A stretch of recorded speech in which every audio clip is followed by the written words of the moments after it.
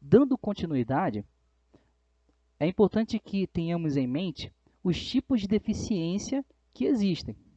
Se formos considerar deficiência como um tipo de barreira ou um tipo de impedimento, nós podemos colocar aí que todos nós já passamos ou vamos passar por algum tipo de limitação em algum momento da vida.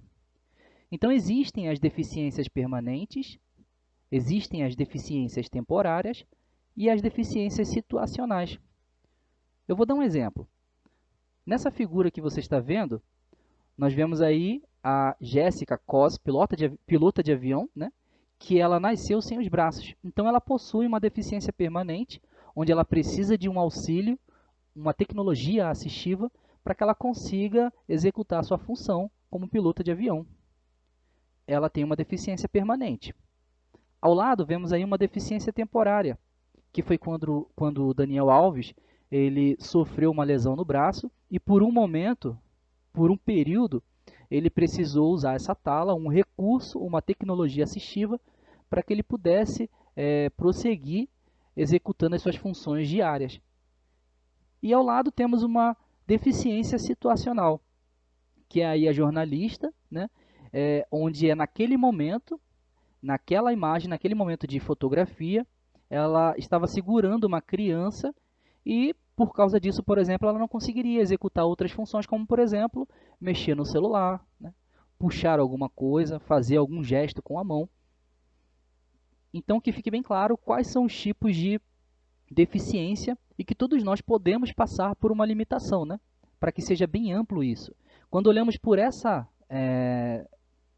visão, nós podemos chegar até mesmo, como diz aí o censo do IBGE de 2010, a esse quantitativo de que 46 milhões de brasileiros, cerca de 24% da população, possuem algum grau de dificuldade, né?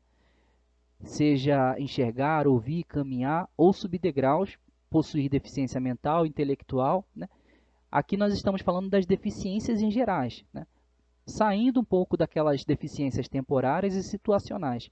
Ou seja, 1 a cada 4 pessoas alegaram ter algum tipo de deficiência. 20% visual, 7% físico-motora e 5% auditiva. Isso no censo de 2010, então é uma investigação um pouco mais ampla. Para ser um pouco mais específico, no último censo que tivemos em 2020, o censo demográfico, nós chegamos à definição de que 17,3 milhões de pessoas possuem algum tipo de deficiência, mas algum tipo de deficiência grande ou total dificuldade para essas habilidades apresentadas aí, como enxergar, ouvir, caminhar ou subir degraus. É 8,4% da população brasileira, um número bem alto.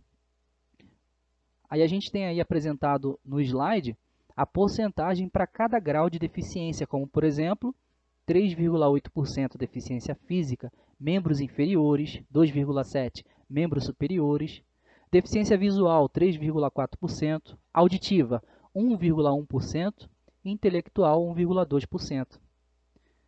Aí a gente tem também a apresentação de que dentro dessas deficiências, mais de 9% incluem mulheres e mais de 6% incluem homens.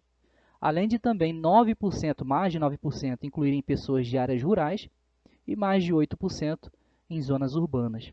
É importante que tenhamos essa noção quantificada, né, de pessoas com deficiência para vermos a quantidade de pessoas no nosso país que possuem limitações e que vão precisar de tecnologias ou recursos que auxiliem na rotina diária.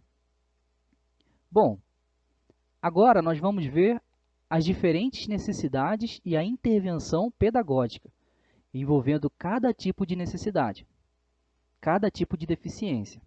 Para iniciar, nós temos aqui a deficiência auditiva. Nesse slide nós vemos aí a definição, né, que é a incapacidade de ouvir sons. Em alguns casos, cirurgia ou uso de aparelhos auditivos podem restaurar a audição. Habilidades de leitura labial, texto escrito, língua de sinais contribuem com a comunicação. A deficiência auditiva ela pode ser unilateral ou bilateral, e ela pode apresentar os níveis abaixo, como nós vemos aí no slide, né, de uma audição normal, entre 10 a 25 decibéis sendo auditivo, né, sendo perceptível, e aí a partir de 26, uma perda, né, de 26 decibéis, nós entramos nos níveis, né, leve, moderado, severo e profundo. E aí nós temos ali um quadro onde apresenta alguns exemplos de perdas de sons. Causas de deficiências auditivas, né? Temos aí a pré-natal, que é antes, né, talvez hereditário ou genético por parte dos pais. Temos aí o peri ou neonatal, né, que pode acontecer durante ou logo após o nascimento por causa de uma doença ou um trauma. O pós-natal, que é após o nascimento, né, por conta de uma doença ou algum trauma também. Temos aí também a deficiência auditiva causada pela idade, né, pela velhice, que com o tempo realmente todos perdemos um pouco de audição, né, e isso pode se agravar em alguns casos, e outras causas não conhecidas. Nós temos ali um símbolo universal, né, da surdez, que é esse ouvido com um risco atravessado, e abaixo nós temos aí também um símbolo de tradutor e intérprete de Libras, né, que é uma mão, duas mãos abertas, uma em frente à outra. Dando sequência, a próxima deficiência que nós apresentamos aqui é a deficiência visual. A definição para ela é que a deficiência visual significa toda pessoa que apresenta uma cegueira ou uma visão subnormal, visão reduzida. Bom, nós temos aí a apresentação de algumas gravuras que mostram recursos e tecnologias assistivas utilizadas por essas pessoas que possuem deficiência visual, como, por exemplo, lupas, piso tátil, uso do braille e outras ferramentas. Já que citamos aqui o braille, é importante que saibamos o que é o braille. É um sistema que consta no arranjo de 6 pontos, dispostos em vertical em 2 colunas de 3 pontos cada. Então, nós vemos aí na gravura, apresentando, por exemplo, o alfabeto, né, alguns números, alguns tipos de aplicações específicas para o uso. O braille ele é um código utilizado onde ele realmente passa letra ou caractere para símbolo. Temos também, no caso das deficiências visuais, adaptações necessárias no espaço físico, como, por exemplo, reconhecimento do local, reconhecer o local quando for realizada a atividade, verificar a disposição dos materiais e obstáculos no local da atividade, comentar o caminho que é percorrido até o local onde é feita a atividade e também informações sinaléticas no ambiente que será realizada a atividade, como, por exemplo, o piso tátil ou alguns relevos. São algumas sugestões práticas para atividades docentes. Adiante, nós vemos aí a apresentação da deficiência física, né? Que é quando há disfunção ou interrupção dos movimentos de um ou mais membros, superiores, inferiores ou ambos. Então, vai depender do grau do comprometimento ou do acometimento. Existe a paralisia, por exemplo, né? Que é quando se perde a capacidade de contração muscular voluntária, ou a paresia, né? Que é quando o movimento ele é apenas limitado ou fraco. A deficiência física ela pode ser ocasionada por ordem neurológica, muscular, ósseo-articular ou amputações. Então é importante conhecer o quadro clínico para escolher atividades adequadas. Ver também o potencial remanescente do aluno e a eficiência e força de vontade do mesmo. Partindo para a deficiência intelectual, né? Então nós temos aí que ele caracteriza-se por registrar um funcionamento intelectual geral significativamente abaixo da média, né? E pode também ser ocasionado por diversas condutas, né? Diversos tipos de causas.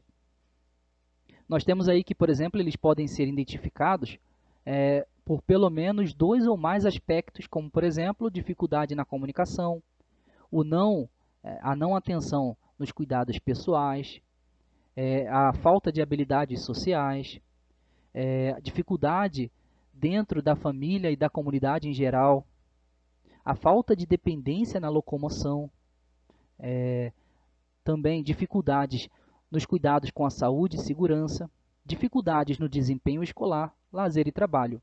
E algumas sugestões para uma aula inclusiva é partir de um olhar bidirecional no processo de ensino-aprendizagem e perguntar o que está acontecendo com o aluno, né? O que ele já sabe a respeito, o que ele consegue fazer sozinho, o que ele consegue fazer com ajuda, o que eu posso fazer a respeito, que outras estratégias eu posso estar utilizando.